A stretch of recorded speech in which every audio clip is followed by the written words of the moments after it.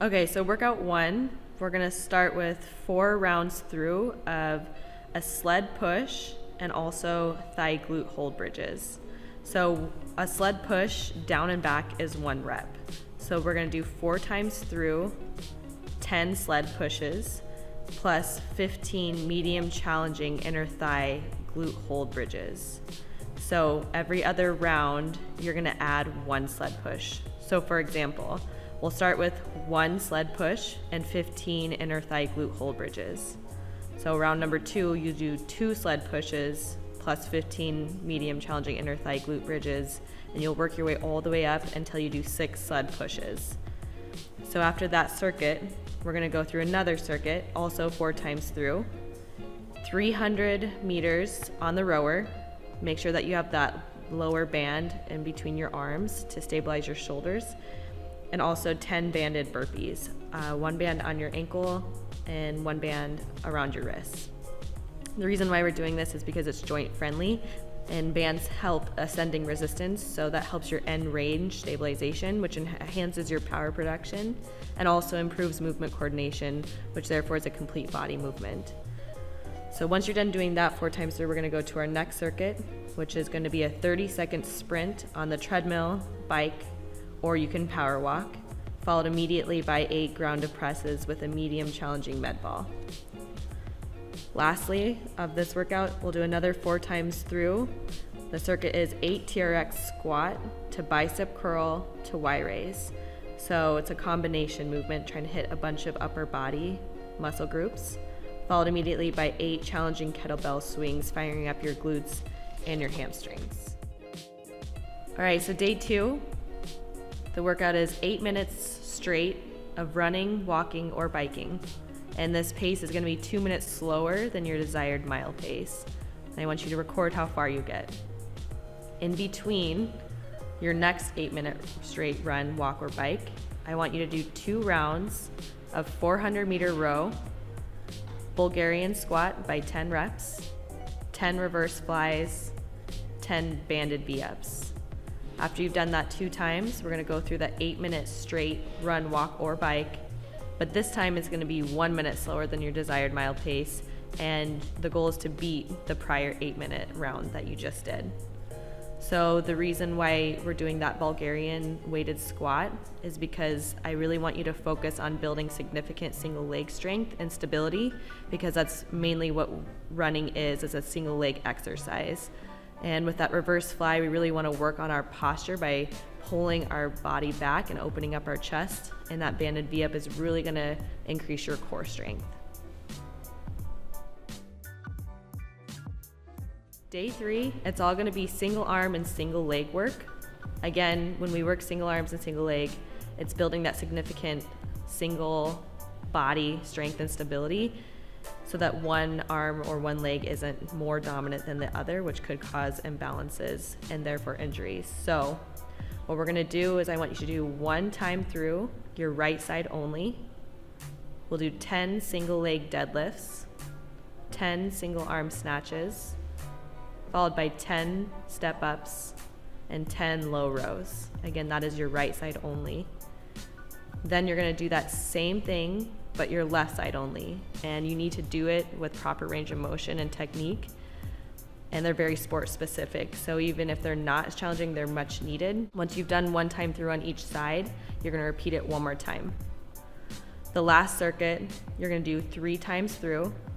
You're gonna do 10 kettlebell windmills on each side, 10 single leg Bozu ball balances, and 10 Bozu ball step ups. So the windmill is extra important to me because it's a loaded stretch and strength exercise combined. So it really engages those hips, hamstrings, and it also helps that T-spine mobility and also your scap and shoulder stability.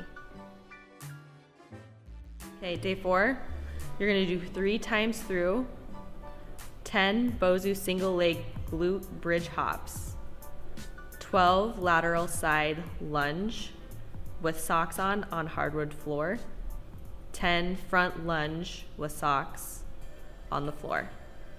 So the reason why we're using this Bozu ball is to sharpen your reflexes, your balance, and your strength. and the lateral and front lunges with socks, it's really slowing down the movement of a lunge and also helps with your form. So the next circuit will be 2 times through, 10 suitcase squats, 10 Bozu kneeling slams with a med ball, 10 Bozu rotational twists with a med ball, and 10 med ball wall throws. All of these work on your core and also your balance.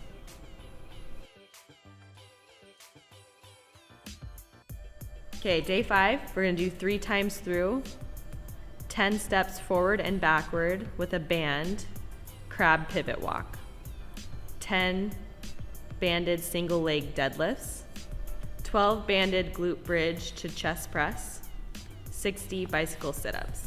So the bands again are working on that ascending resistance, so that's really gonna activate your correct glute muscles that you need in order to do anything like squatting or running or even walking. So the next circuit is gonna be 3 times through, 10 banded deadlift to low row. So it's a combination movement there. TRX strap, bicep to Y raise. And on those straps, it's important to get a break from weights so that you can protect your joints over time and also get a larger range of motion in. The last thing of this workout is 3 rounds of cardio. So you can be on the treadmill, outside running, walking, or on the bike. You're gonna do a 1/4 mile at your mile pace. So it's gonna be pretty fast. Then you're gonna immediately follow it with a 0.15 miles at your absolute sprint pace. And then you're gonna walk or jog for recovery of 0.15 miles, and you're going to repeat that. So what this is doing is it's training your body how to get to that mile pace that you're wanting to do for any race that you're training for, and then also add some change so that you can have that extra kick at the end of your run. Okay, day 6, we're really gonna be working on neuromuscular connection. So as much as I love high intensity work, it's also really good to take a slower day, again, to train your mind and your body to work together. So what we're gonna do first is we're gonna do 4 times through, 0.2 miles on the bike, the treadmill, or outside at your sprint pace, so max speed, followed immediately by a full field length of high knees, followed by single leg V-ups, a full length of butt kicks, and a full field length of a skip.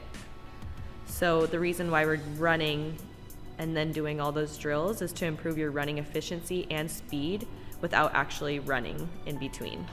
And if we're not working on our weaknesses and imbalances, it's gonna affect our form and our gait.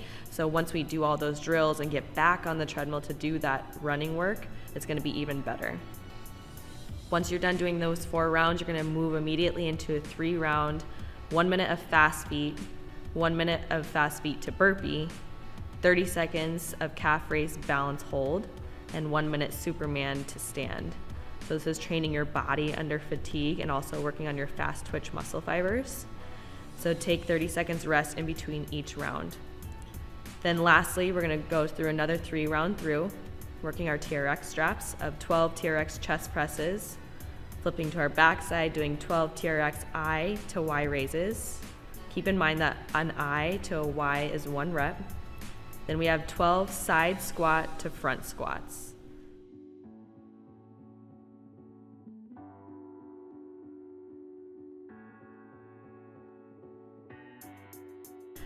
All right, so here's some mobility work. It's not gonna be as long, and that's just fine. What this is really doing is corrective muscle activation. It's also a form of active rest, stability, and work of range of motion. So you have 9 exercises. You're gonna do 10 hip circles in each direction. Then you have 12 shoulder circles, 10 Bozu ankle drives, 10 full field inchworms, 10 banded row, 10 banded clam, 1 minute cat cows, 1 minute banded thoracic pull throughs, and 1 minute banded slow running man. The reason why these are important is because most of our exercises are based off of hinging at the hips or shoulder work or our thoracic spine. And so this is where we generate most of our motion and our power. But if we don't work on these or take the time to work on these, a lot of imbalances will happen, and that causes joint pain, dysfunction, and other injuries. Day 8, 3 rounds through, 8 TRX single arm squat to snatch, 20 banded bicycles, 8 kettlebell weighted duck walks, front and back, 8 alligator to low row. Next set, we're gonna do a 5x5 workout. Choose appropriately heavy, challenging weights. So we'll do 5 exercises at 5 reps each. The deadlift, front squat, neutral full thruster, chest fly V-up, and lat pull down. This is a heavy, short exercises, but will build strength and flexibility.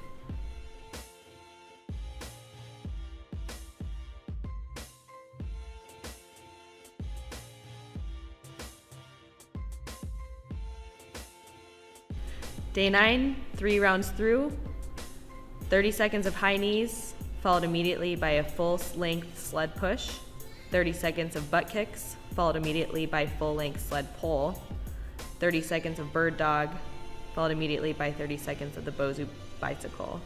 So again, we're working on that neuromuscular connection and activating the right muscles. This will be immediately followed by 3 rounds of a run, bike, or walk. You're gonna spend 1 minute at each incline before decreasing to the next. So we'll start at 4% or gear 4. You'll do 1 minute slower than your desired mile pace. Then you'll transition down to 3% incline or gear down. Then you'll do a 1 minute slower than desired pace. You'll continue descending in that 1% incline, but this time you're gonna go 30 seconds slower than your desired pace, and at that 1% or that lowest gear, you're gonna be at your mile race pace.